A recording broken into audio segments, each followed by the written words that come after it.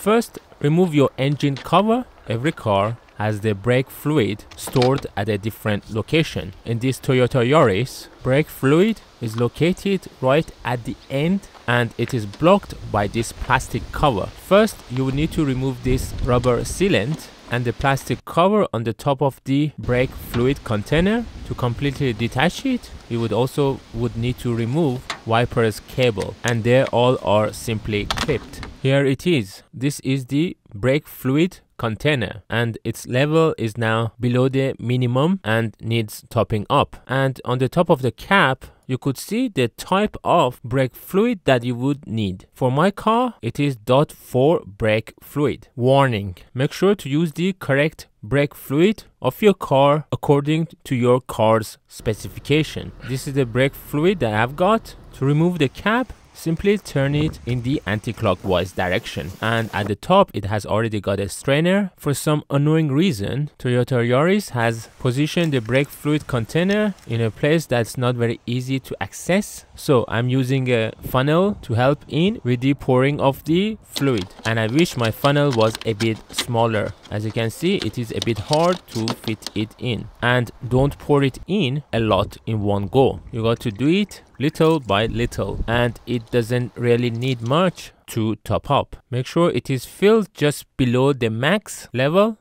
and now you can close the cap by turning it in the clockwise direction. Put back in the cover, clip back in the sealant and wipers cable, and we are good to go. To learn more, watch my other videos, links in the description and on the screen.